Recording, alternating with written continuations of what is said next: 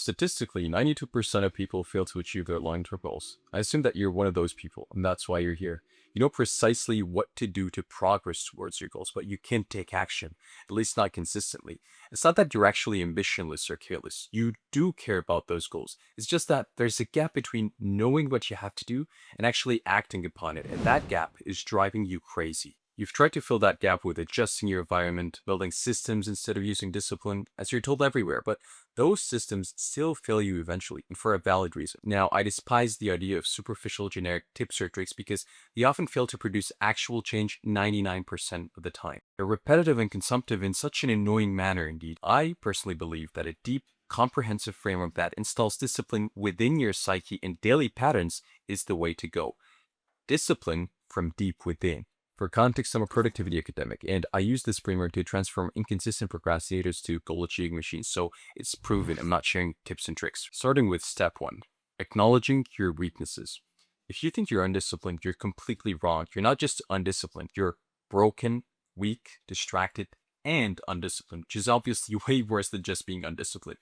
Oh, and you can't undo any of that. And I'm not trying to bring you down here. It's just that we must acknowledge all of those weaknesses of ours before taking a single step forward. Know yourself and know your enemy, and in 100 battles, you will never be defeated. Sun Tzu.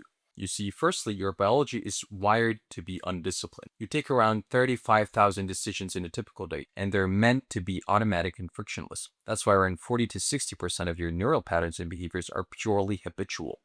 Imagine exerting discipline in as little as 1% of those decisions per day. That would be neurologically exhausting to the point of dysfunction. Not to mention, your brain's default mode is to take the pathway of least resistance, aka the most pleasure possible in the least amount of time possible. And there's no way to unwire that because it's the functional logic of your dopaminergic reward system. fMRI research shows that the mesolimbic dopamine circuits driving motivation show strong sensitivity to immediate reward but deactivate completely in response to delayed ones. What that means is your reward circuitry is literally unable to register future rewards. It doesn't comprehend the idea of a reward in the future to be disciplined for the sake of. I hope that makes sense. On the other hand, motivation is also known to be an unreliable force to propel you forward because it's naturally fluctuating, unless you take methamphetamine, which I hope you don't. Finally, willpower itself has been shown to act more like a muscle that exhausts.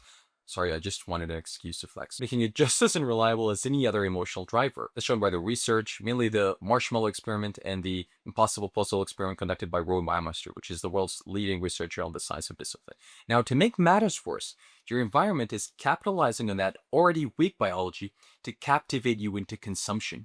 Meta alone spent over $30 billion in 2023 on research and development towards engineering user engagement. The pull to refresh gesture is structurally identical to a slot machine lever, using unpredictability as a mechanism to reinforce the behavioral pattern. Infinite scroll eliminates natural stopping points. I could go on forever, but the main point is this.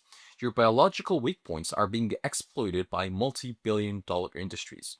In that light, if you're trying to be disciplined, you're fighting a biology built for efficiency, an environment built for captivation. It's a losing battle. Retreat. So step 1 is acknowledging that you won't be able to achieve your goals through exerting discipline in such an atmosphere. Our objective is the exact opposite. We don't want to rely on discipline or any emotional driver, yet still consistently take the action that is in line with the goals we want to achieve. We want to work and be consistent regardless of circumstances or how we feel. How in hell could that be? That takes us to step 2, hitting the critical stations. If you look at the maps of train stations, you'll find that some stations are located centrally and are therefore very vital to the overall flow of the city's transportation. A breakdown or collapse of one of these stations would completely paralyze the transportation network of the city because they're the meeting point of many lines and they're at the core of the transportation system. On the other hand, some other stations are marginal. Although some people use them, they're not as vital to the commuting network of the city. A collapse of one of these stations would never be as devastating as these central critical ones, right? Well, let me tell you that you have something very similar to that train station's map, your very own unique behavioral map. You see, your daily behaviors over years or decades have been soldered into an interconnected structure that makes it similar to a train map. And that behavioral map of habits and patterns is much more rigid and hard to change than you think. You probably tried changing your behavioral map many times in the past. You tried waking up early, sticking to certain habits, creating systems, and maybe you did pick back up on your goals. But for some reason, that only lasted for a few days or weeks max. It was only a matter of time before your behavioral map went back to its exact old structure and you found yourself stuck in the exact same place. Consumptive, undisciplined, unmeaningful lifestyle and habits. That's because there's actually an effective scientific methodology for changing that behavioral map, and it has a framework with rules and conditions for it to work. Here are these exact steps.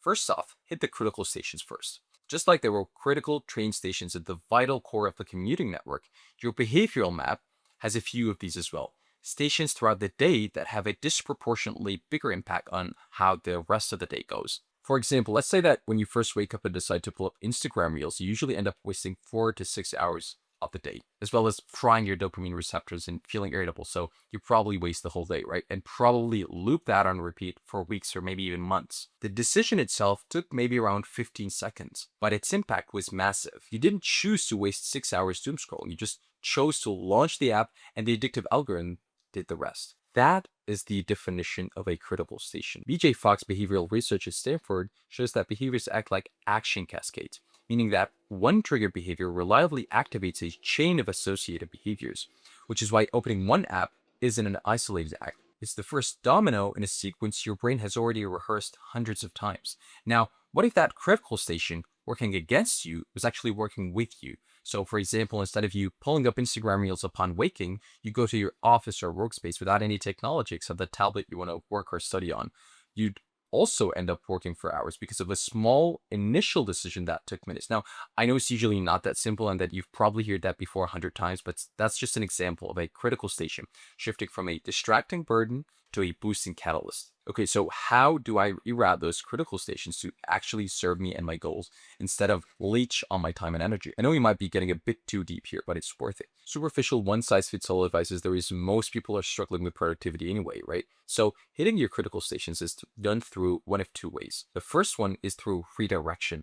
So many people are trying to lose weight, going on diets, eating very restrictively, and essentially suffering throughout the process, using discipline or willpower as the driver.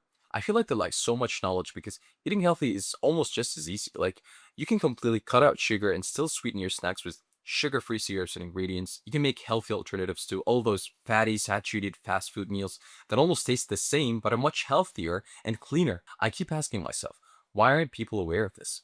Why aren't they looking up such recipes and nutrition styles? They're missing out on a lot. Now, that was just a superficial example, but I hope it illustrates the point I'm trying to make clearly. So ask yourself this: are you entirely sure that there's no way you could redirect your critical stations towards your goals? Have you done research? Did you even ask ChatGPT? Did you experiment? Did you ask friends or colleagues who've made the same shift? Did you? Last time I checked, there were alternatives to doom scrolling apps, to having to open Reddit, to YouTube's addictive features on both phone and PC, to a distracting My Weekly Hangout, etc. You name it. So that's the first way you can target a critical station: redirection. But what if you can't redirect it? What if it's like Instagram Reels, like something that is so addictive, so fun, and it's so difficult to consistently interrupt the process of reaching out to your phone and consciously to start scrolling? Like, I can't just redirect myself to go work on my goals instead of doom scrolling, or I keep relapsing into such a habit. Maybe I tried to reroute it with alternatives like reading or meditating, but eventually I just recoiled back into it eventually. Why? Now, before telling you what works, let me tell you that removing distractions doesn't work. Putting your phone away doesn't work. Do not disturb mode doesn't work. Those are all superficial, frictionless measures that are cowardly and indecisive. You're not doing yourself any favor by doing them. These do not hit the critical stations. They tickle them at best. In that scenario, what you do is not redirect, but sacrifice. You eradicate that station completely. And by eradicate, I mean a radical, deep shift. Uninstall the app, delete it, deactivate the account, whatever. It has to be an action that requires so much friction to reverse or be completely irreversible. But Doji, what if I want balance in my life? Brother, when was the last time you doom scrolled with balance? When was the last time you said, I'll browse social media for just 10 minutes and actually browse social media for just 10 minutes? How can you be balanced with an activity that the sole feature of is creating an imbalance of neurochemicals to emulate a virtual rewarding sensation? You either sacrifice it or accept that they'll find some way at creeping back into your behavioral map. And you see, I'm using the word sacrifice in particular because it's psychologically relevant. I always speak about the cognitive behavioral model and how the human psyche's thoughts, emotions, and behaviors are in an endless loop of influencing each other. Any radical shift among any of those three elements consequently affects the others. For example, a genuine deep connection and adoption of a philosophy leads you to feel more attuned with it and consequently act in accordance with it. An example I've mentioned previously is Malcolm X. The moment he encountered the Nation of Islam's ideology in prison, his entire behavioral architecture reorganized around it. His language, diet, daily discipline, social circle. The idea came first and the behavioral map followed. That's an example of thoughts affecting the other two elements, which will eventually deepen that philosophy further, reinforcing the cycle. I hope that makes sense. Likewise, radical behavior also affects the other two elements. Sacrifice in this light is not a mere action, but a pledge of commitment to whatever goals you sacrifice for. It redirects and rewires your emotions and perception to the direction of your goal, which then loops back into behavior yet again, further feeding the cycle positively. Now, here's a personal example to illustrate that complicated psychology stuff. Back in med school, I had a term in which I performed very poorly. I procrastinated so much, I wasn't consistent at all studying, and did terribly overall. It was so painful, almost like an identity crisis, because I have always been used to being the hardworking, diligent student, right? So to atone for that and actually change my patterns, I sacrificed the one thing that was distracting me and leading me to procrastinate the most, my Facebook account. Back then, I loved Facebook almost as much as I loved my parents, really. Yet sacrificing it was truly one of the best things I've ever done. It was a radical action, so it radically reinforced the idea of I want to be a good student, which then projected into my emotions and behavior. So I felt good studying, which is the emotional aspect. I felt good studying consistently, and I did do that behavior more often. So I was overall very connected to that whole psychological shift. I hope that makes sense and illustrates the example of pushing one element of your psyche towards that goal, and then it responds by pulling in the other elements of your psyche towards that goal, which makes it a holistic, harmonious process. Sacrifice is the main driver of what's known in slang as lacking in, and I'll be diving into the psychology of that in a future video, so stay tuned for that. Anyway, those needed radical sacrifices, you probably know them very well. You know what you need to sacrifice because it's distracting or draining. Like, it's probably coming up in your head right now. If you know sacrificing it is a key for deeply changing your behavioral map, aka be disciplined, but you still don't want to do that, I'm sorry, but I can't help you. So step one was acknowledging your biological weaknesses and environmental exploitation of those weaknesses. Step two is defining your behavioral map and hitting its critical stations through redirection or downright sacrifice. Step three is the amplifier of those two steps.